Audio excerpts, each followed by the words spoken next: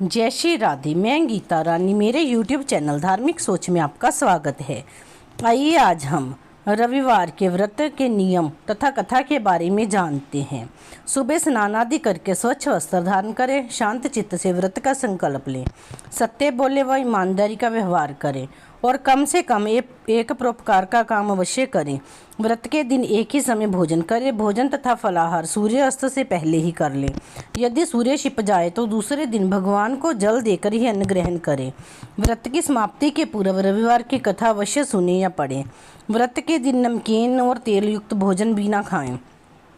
इस व्रत के करने से नेत्र रोग को छोड़कर सभी रोग दूर होते हैं, राजसभा में सम्मान बढ़ता है और शत्रुओं पर विजय प्राप्त होती है। रविवार व्रत की कथा इस प्रकार है। बहुत पुराने समय की बात है। एक नगर में एक बुढ़िया रहती थी। वह हर रविवार को सूर्य भगवान का व्रत रखती थी। उसका नियम था कि वह ब्रह्म मुहूर्त में उठकर शौच स्नान आदि करके पड़ोसिन की गाय के गोबर से घर को लीपकर शुद्ध और सात्विक भाव से भोजन बनाती थी। तीसरे पहर सूर्य भगवान को भोग लगाकर स्वयं शेष भोजन का प्रसाद समझकर विनम्र भाव से ग्रहण करती थी। इस व्रत के फलस्वरूप उसका घर धन धान्य से पूर्ण रहता था। वह सभी प्रकार से सुखी और संतुष्ट थी। उस बुढ़िया के पड़ोस में एक और औरत रहती थी। उसे वृद्धा की शीर संपन्नता अच्छी नहीं लगी, इसीलिए उसने रविवार के दिन वृद्धा के उठने से पहले अपनी गाय का गोबर उठाकर अंदर रख लिया। आसपास और कोई गाय ना थी। फलते बुढ़िया उस दिन ना तो घर लीप सकी, ना भोजन बना सकी और ना ही भगवान को भोग लगा सकी, इसीलिए भूखी प्यासी सो गई। उस रात बुढ़िया के स्वप्न में भगवान दिखाई दिए।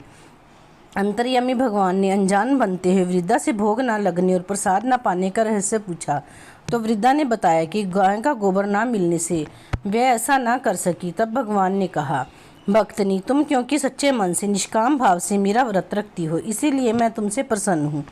मैं तुम्हें एक ऐसी गाय देता हूँ जो तुम्हारी सभी मनोकामनाएं पूर्ण करेंगी, क्योंकि मेरा व्रत भक्तों के सभी संकटों और अभावों को दूर करके रिद्धि सिद्धि देता है। सुबह उठते ही वृद्धा ने अपने आंगन में एक सुंदर गाय का बछड़ा देखा। वह उस गाय के बछड़े को बड़े प्यार से सेवा करने लगी। वह गाय विशेष गुणों से संपन्न थी। वह सोने का गोबर करती थी। संयोग से उसके प्रथम गोबर त्याग का ईर्ष्यालु पड़ोसी ने देख लिया। सोने के गोबर को उठाकर उसने उसके नीचे अपनी गाय का गोबर रख दिया। अब वह इस ताक में रहने लगी और जैसे ही गाय गोबर करती, पड़ोसी उसे उठाकर ले जाती और उसके स्थान पर अपनी गाय का गोबर रख जाती। सूर्य भगवान ने चलाक पड़ोसिन की चालाकी से वृद्धा की रक्षा का एक उपाय निकाला। शाम के समय बड़ी जोर की आंधी चली। वृद्धा को गाय घर के अंदर ही बांधकर सोना पड़ा। सुबह उठने पर गाय के नीचे सोने का गोबर देखा तो उसे उसकी विशेषता का पता चल गया। अब वह शाम को गाय घर में ही बांधने लगी। ईर्ष्यालु पड़ोसन ने इस प्रकार जब अपने को सोने के गोबर से वंचित होते हुए देखा तो उसने राज दरबार में जाकर राजा को सुनाया कि मेरी पड़ोसन की गाय सोने का गोबर देती है, वह आपकी गौशाला में होनी चाहिए। राजा को बात जच गई।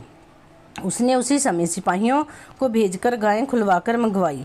वृद्धा के रोने धोने का राज कर्मचारियों पर कोई असर नहीं हुआ। वह शनिवार की शाम थी। दूसरे दिन रविवार था। वृद्धा गाय के वियोग और गोबर के भाव के कारण उस दिन घर आंगन ना तो लीप सकी और ना ही भोजन बना सकी और ना ही सूर्य भगवान को भोग लगा सकी। दयालु भगवान को वृद्धा पर दया आ गई। उन्होंने राजा की गौशाला को गोबर से ऐसा भरा कि राजा की नाक में दम आ गया। उन्होंने राजा को स्वप्न में हुक्म दिया कि या तो सुबह होते ही वृद्धा की गाय उसके पास भिजवा दे, अन्यथा तुझको और तेरे राज्य को नष्ट भ्रष्ट कर दूंगा।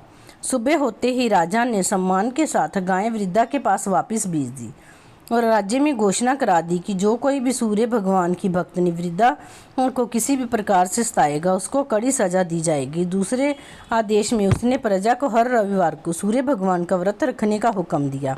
व्रत के अच्छे फलस्वरूप राजा की और प्रजा की सभी मनोकामनाएं पूरी हो गई और प्रजा तथा राजा आनंद के साथ भगवान की कृपा का बखान करते हुए दीर्घ काल तक सुखी और संतुष्ट होकर स्वर्ग लोक को सिधार गए। बोलो श्री सूर्य भगवान की जय।